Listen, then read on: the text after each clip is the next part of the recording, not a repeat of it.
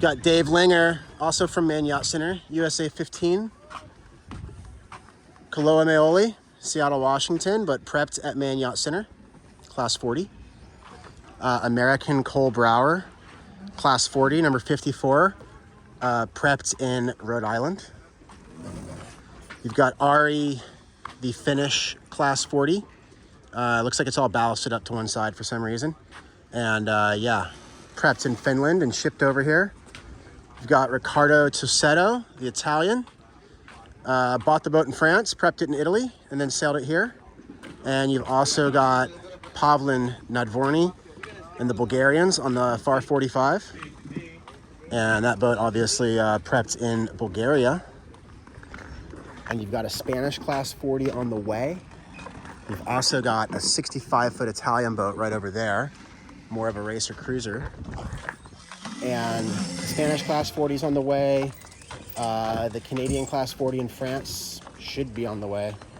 The Australian Open 40 over in England, it should be on its way soon.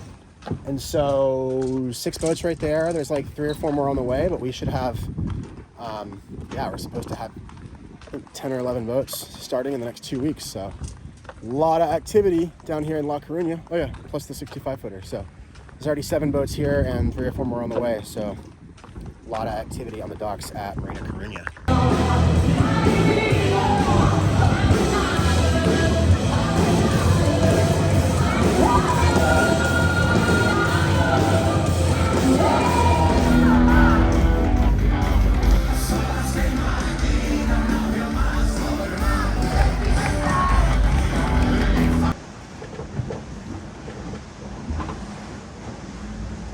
So a couple of the jobs that we're doing right now are we have to extend the high visibility paint on the bow.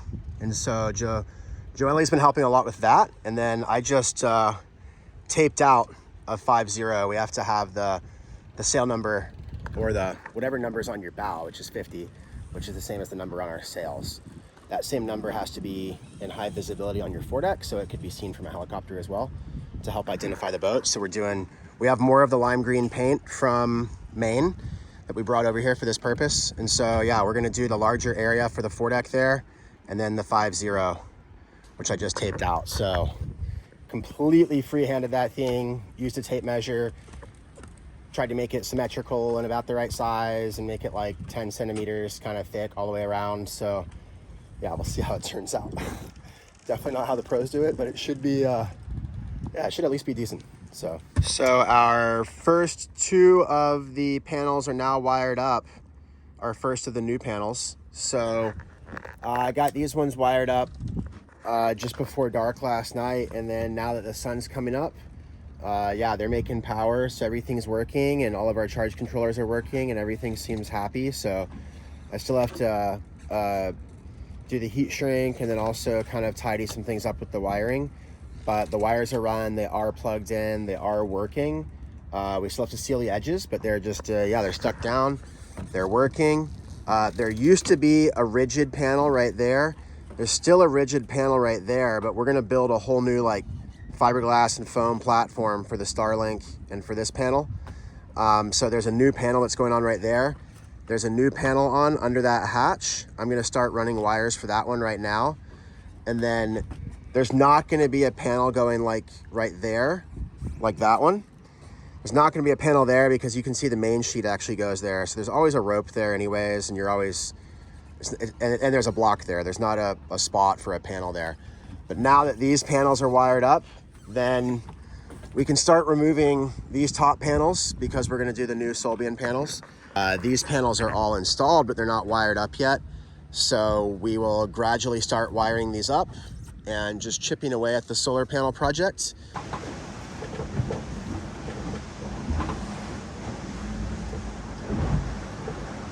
It's our first day without Chris. We lost Chris this morning, and I'll talk more about that. But it's very, very unfortunate. We lost Chris. His cancer is getting worse, and it's impacting his left arm.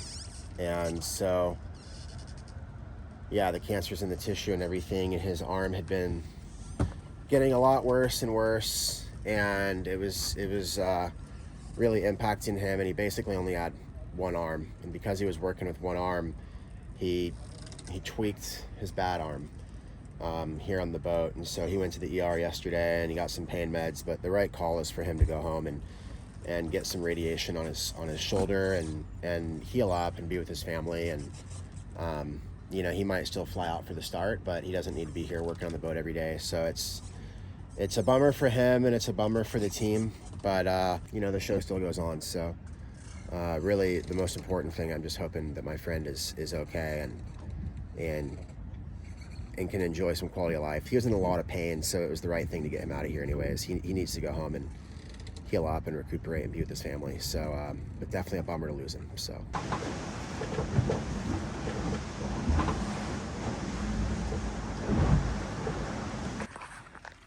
Which one is that? This one. Stay focused and perform. Blueberry, bonita muesli for the breakfast. Got quite loads of them. Got Joelle going through my food. I just want to thank everyone who sent out suggestions on where to get my food. A lot of people recommended the same place in France, and that is indeed where I got my food from.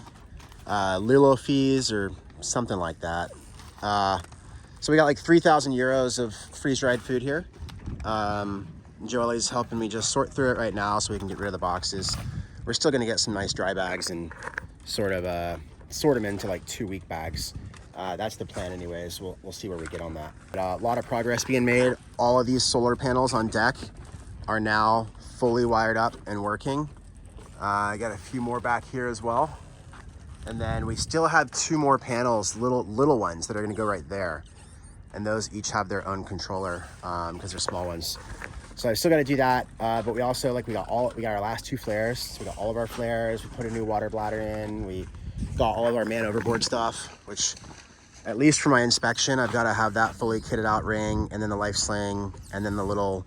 It's kind of like one of the Mom 8s in America, but I got this little French man overboard thing right here.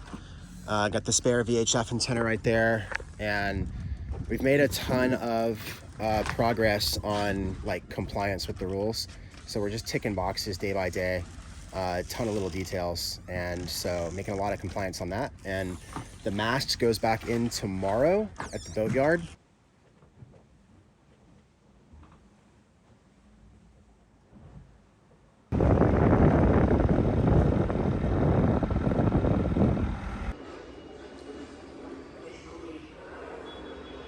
Now we've got our decals. So this is what, that's all printed Dacron right there. So this is the mainsail logos. Shipyard Brewing Company with a tall ship. And then we're gonna have Shipyard Brewing down the side of the hull, and that's in vinyl. And then we've got our required bow number. So we've got a big 50 in vinyl as well. And yeah, so these are our mainsail logos and our hull logos and our bow numbers. And these are our sails. We just had a 4th reef put into the main, had a small repair on the staysail, and there's the jib as well. We're gonna do some branding and decals and all that on the sails. So gonna try to get some professional assistance as well. But next part of the challenge is to get the boat looking like she is sponsored by our title sponsor, Shipyard Brewing. So.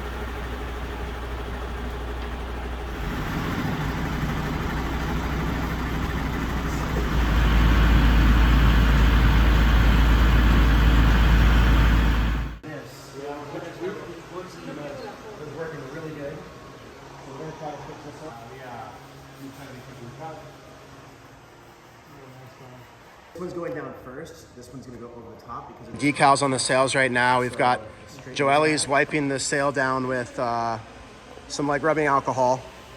cleaning any salt off, cleaning any dirt and imperfections off. Jose is helping dry the alcohol a little bit quicker. We've got the lower part of the decal on. Established 1994.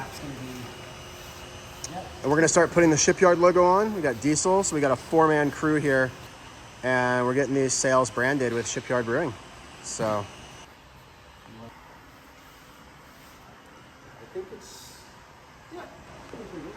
So we're putting decals on the sails, and then we're also gonna brand the side of the hull in a couple days here. But by the weekend, we'd like to be sailing with the boat totally branded and most of our projects done, so. Got all the boys hard at work right here, painting the head of the mainsail orange, which is a safety requirement for the race. You've gotta have a high visibility paint or fabric or adhesive Dacron on the head of the main. So we went with the kind of cool orange paint that's built for sails. And then, as I mentioned in other videos, we had a 4th reef added. So because we added a 4th reef to the mainsail, if we put the 4th reef in, we would effectively cover the old sail number, which is over there. And that's not compliant with the rules. So we got new sail numbers, which are gonna be USA 50. It's gonna be right over here, so that even with the 4th reef in the mainsail, you can still see the sail number. And then we'll also add the Global Solo Challenge decal that's required over here. So putting the finishing touches on one side of the mainsail today, and then the other side tomorrow. And then by the weekend, we'll get the sails back on the boat and hopefully go for a sail.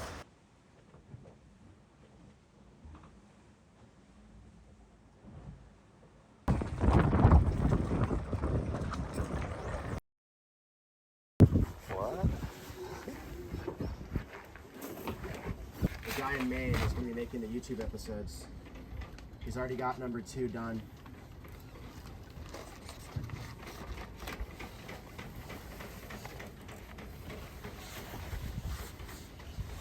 We're putting the Shipyard Brewing decal on like in between rain and wind squalls. So we had like a 1-hour window this morning where we said, all right, we got to do decals right now because otherwise it's going to be super rainy and windy. So we're trying to do this as fast as we can and get it good though. And then we might flip the boat and do the other side right now too. If not, we'll do it Saturday or Sunday. Yeah, so we'll try to fix that with some heat.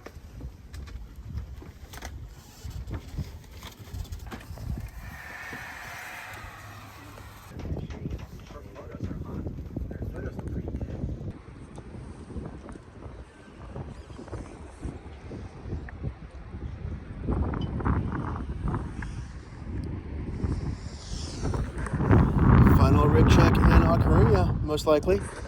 Oh, look at that little wave though. Look at that. Ew. Look cool for 1 second.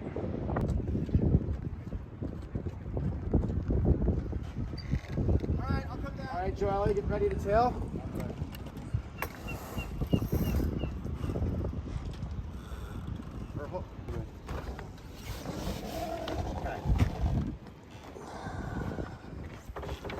Got the mainsail all the way up.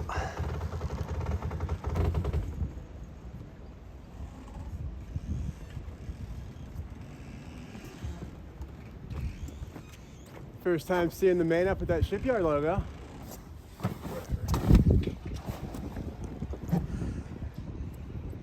All right, Joelle, get ready to tail.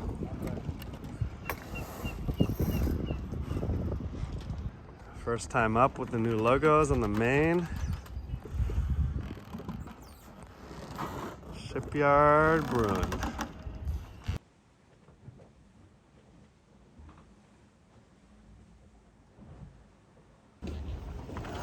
So the marina guy just came over and told us we didn't have enough lines. And I started walking down the dock and everyone has a lot of lines. I was like, are you being serious? Like, and he's like, no, I'm being serious. He wasn't smiling. So we're putting a lot of lines down. Apparently the waves come past this wall. He said there's 8-meter waves. You look pretty serious. Just left the dock. It was sunny. Now it's not. It was sunny like 2 minutes ago. Oh my God. Before the race starts, it's a massive adventure. Like, we can't even get down the dock before the weather changes. But even just getting to the start line, I've sailed 7.5 or 8,000 miles, and it was like 1,500-ish with other people, and then it was 1,000 miles of solo training, and then it was a 2,000 mile qualifier, and then a 3,000 mile double-handed transatlantic. And then we're here in Spain, and it's been a challenge every day, but it's like I always say, the adventure is when you don't know the outcome. 2 minutes ago, Jose and I left the dock to go look at a wind generator on a different boat. We didn't even make it down the dock, and it started pouring. And it was like, it was sunny when we left the dock. Literally, it was sunny, and we were in t-shirts. And then a minute later, we were like, oh shit, let's go get our foulies, and let's shut the boat real quick. Line's out, because we're like rigging for a storm. It's supposed to get absolutely insane overnight and in the morning. And this is what the Spanish government is calling a very significant meteorological event.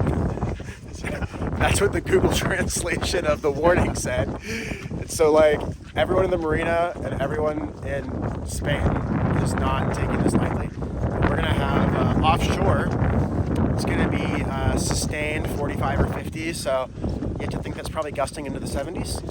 And you're supposed to have 8.5 meter seas. So we're talking about almost 30 feet. Almost 30 feet. All the boats have like extra lines, doubled up. They've all got lines like I do. Which that's kind of dumb because that's not going to do anything from that direction. The wind's coming from the other direction, but still, it's a big heavy boat, so they doubled them up. But yeah, so we're all rigging our boats for a very gnarly night tonight, and there should be waves breaking over the seawall. So they say that when it gets huge from this direction, the waves actually break over the seawall. So just another exciting night, just trying to get to the start line of this round the world race.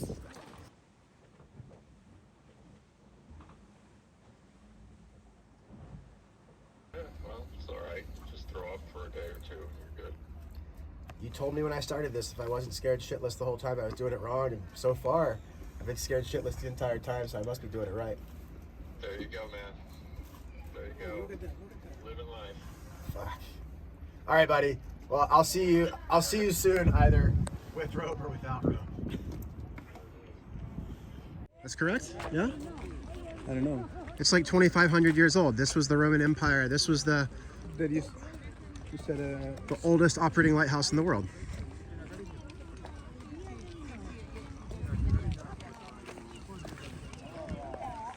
Look at that, it's amazing.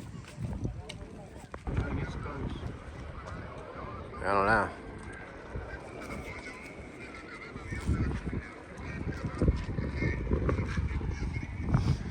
Quite a gray, stormy day. Had a lot of rain showers. Got some errands done. Not a lot of work on the boat. We'll do that tomorrow when the sun's out. It rained all day. We decided to go at sunset and see the oldest continuously operating lighthouse on the entire planet.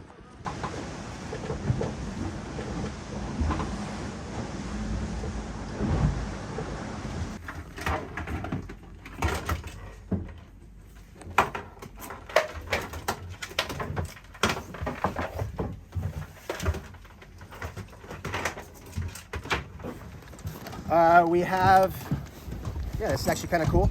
We have a hydraulic autopilot drive for the pelagic backup autopilot.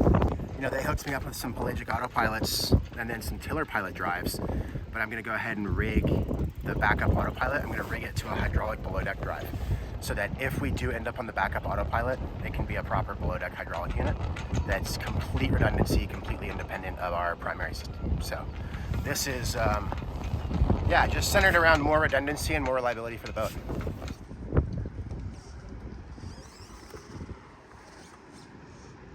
Hey Ronnie, what are you doing?